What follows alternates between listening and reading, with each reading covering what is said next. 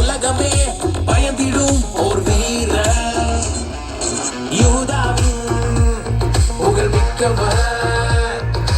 என்றென்றும் வாழ்ந்திடும் பேரரசர்